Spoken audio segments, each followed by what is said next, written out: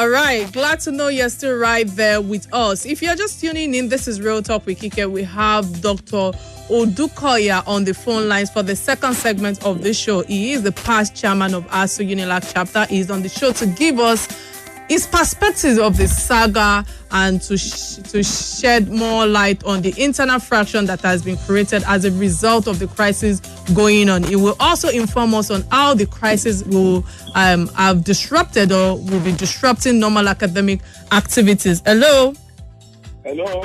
Thank you so much for doing this with me this evening, and thank you for joining us, Dr. Odukoya. We're glad to have you on the show today.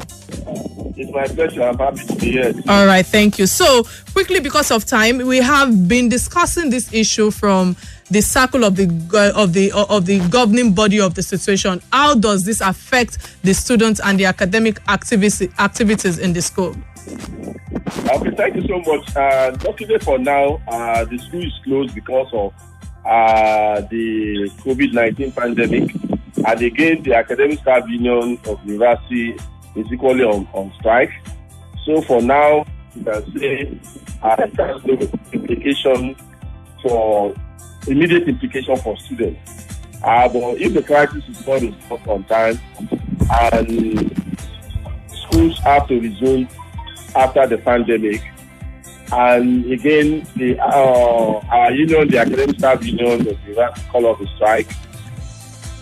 Without this issue of ground in UNILAG resolved, then it will have a very serious negative effect on the students. Because at the start today, despite the hallelujah shouts all over the campus by the non-academic staff, interestingly, they are not the ones that will lecture the students. They are only chorus boys, chorus people. And the Senate, that is actually the academic engine room of the university, as equally said, there is nothing like an acting vice chancellor in the university. So what I'm saying in essence is that the critical organs for academics in the university for now are not on the same platform, on the same level with what the council have done. And the idea with this issue is resolved, the better, so that when all these issues are settled, students can come in and have their academics without any disruption. All right, thank you so much on that. We will go on a quick break and return after headline news. But first, a word from our sponsors. Do not touch that dial.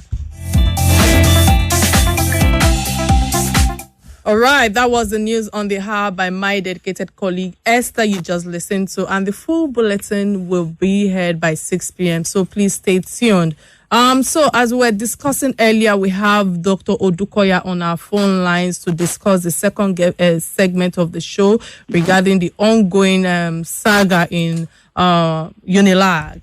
So, Sam, you were the past chairman of ASUU UNILAG chapter. Professor Odukoya has spent almost 3 years in office after being the DVC of the same university in the preceding tenure. My question is, how can you measure the growth and development of the university from our perspective during the last 3 years when it was in tenure? Thank you very much. I didn't think it's a question I will have loved not to answer, because given the fact of the accusation against our union, either before that we are taking sides, but you see, truth is constant and the facts are there. So a few days ago, I think it has been pushed out.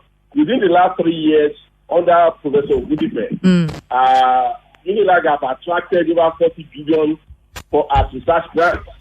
It has never happened before. Yeah.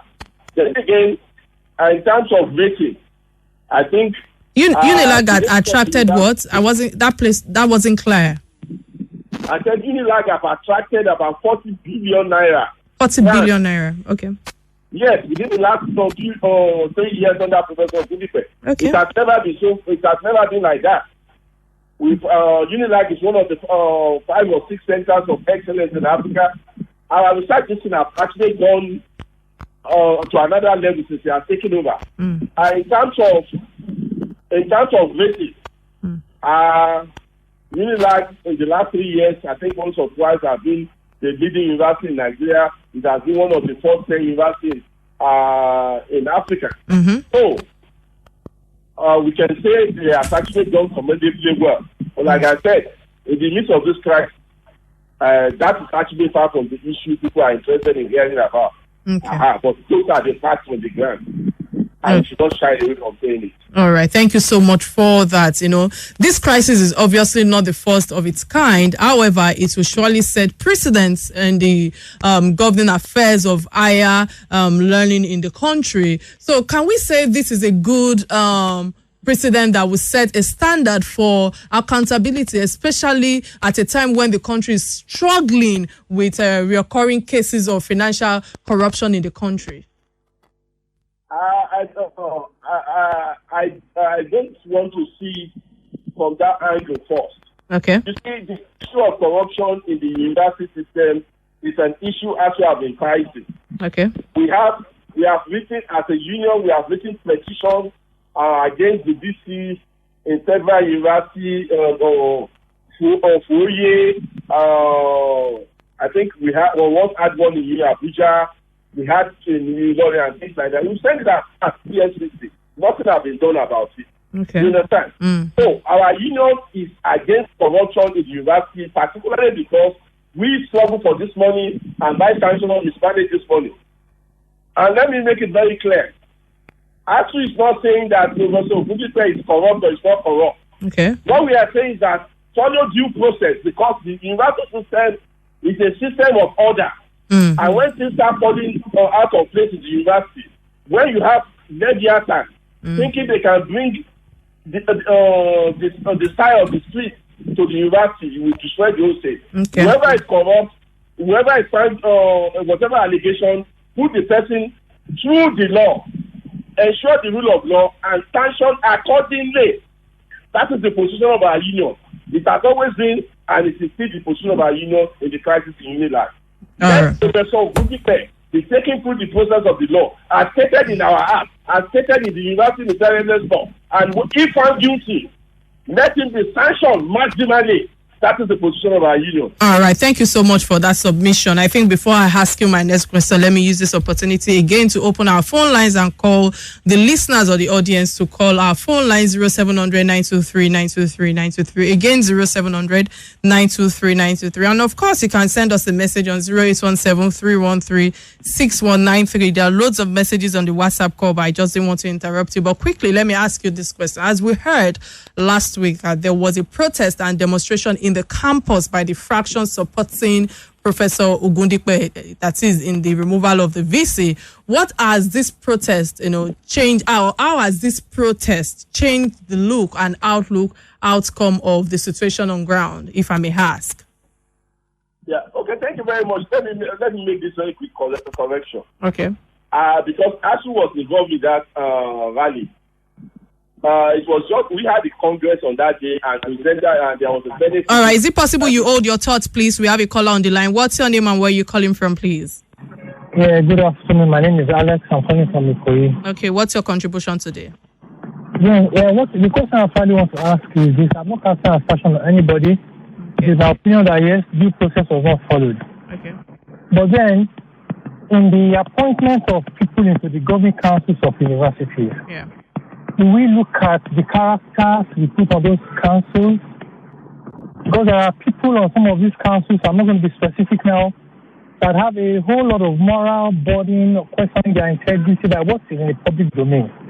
Having a way, their say and their way in the administration of universities in Nigeria. I'm not being particular, but I think we need to look at the kind of the characters of individuals we put on these councils, so we don't destroy tertiary education in Nigeria. All right. Thank you so much for your contribution. Yes, sir. What do you have to say to that? Thank you so much. That's a very profound submission. And I think it is actually the issue of character or the lack of character. In the case of UNILAG, that is actually playing itself out. Let me just tell you quickly this. You might check it out. The chairman of UNILAG Council, we all know is from Osun State. But in order to get himself on that thing, it is listed as coming from Ekiti State. There is somebody on his chamber who is from Ekiti State. It was listed as coming from Bayelsa State. This is kind of the character and some moral body some of these people brought into the council that is actually referring to. Then let me go back quickly to your former question. The point I'm raising is that we had a Congress, there was a Senate meeting, and the purportedly removed VC happened to come to campus at the same time. So the rally was in support not necessarily of the VC, but in defense of the system. ASUU is defending the system, not Professor Odukoya. And like I said, if he's carried through the due process and is found guilty, so be it. So we are not a faction to anything. We are only defending the system and saying the system should work the way it should. All right. We must get that clear. All right. Thank you so much for correcting us on that. I cannot help but put this out there that there is a silent majority and a vocal minority enjoying from the corruption that is ongoing at the moment. Hence the resistance pulled by some fractions. I'm using that word deliberately now, fraction, against his removal. So that was said definitely from Professor Babalake. What do you have to say to the submission given by the Pro-Chancellor? Yeah, the Pro-Chancellor is supposed to be a lawyer, and he knows one principle of law. You cannot be a judge in your own case. Okay. What has been done is that within the competence and the power of the council, it set up a fact-finding committee that purportedly that have discovered things which they have. So the next step is to set up a joint committee of the council and the Senate to look into the issue, to call the accused, to defend himself. It is only at that we can start talking about corruption. When this is done, we take it back to the council. Unfortunately, that joint committee, the chairman will be from council. Out of 5 members, council will have 3. So, why are they afraid of due process?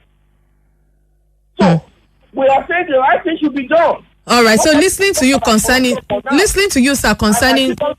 This money, yes, it appears that it's financial recklessness. There's no doubt about that. But let's go through the process. We as a union report for all this money. We are not happy when it is taken away. But you will destroy the system if you don't follow the due process. All right. Thank you so much. Thank you so much on that, sir.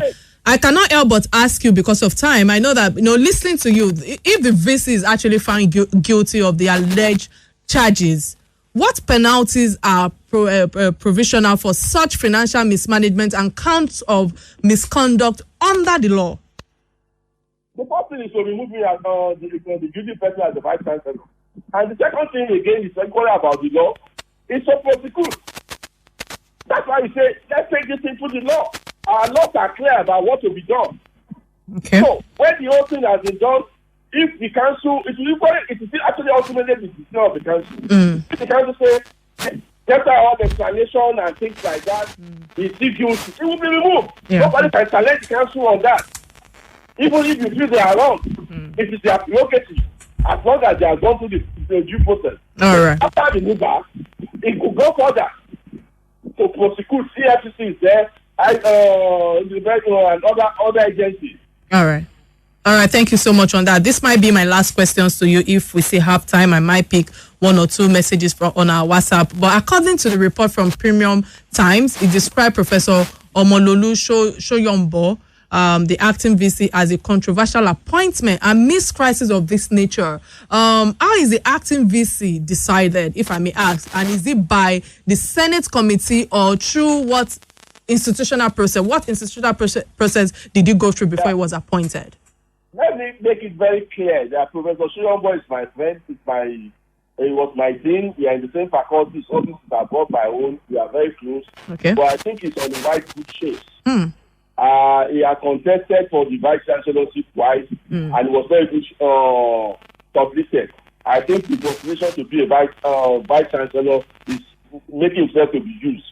The process he knows very clearly, having been in council, having been a member of Senate, having been a professor for more than 15 or 20 years. It is the duty of the Senate to recommend to council who will be the acting VC, even if there is need for it. And ideally, it should have been from amongst the DVCs. And like Babaraki wants us to believe, since we have no DVC in UNILAG. These DVCs that I said have not been confirmed have been there since February 2019. They have been attending meetings. One of them voted at the Shambolic Council meeting at Abuja, and they were all invited to that meeting in their capacity as DVC. So that argument is ridiculous. So Professor Odukoya knows he's been dressed in a borrowed robe. All right. Dressed in a borrowed robe. Okay. It's just on the flight of fancy, and I hope he will wake up very soon from the dream and the grand illusion of grandeur that is presently embedded in.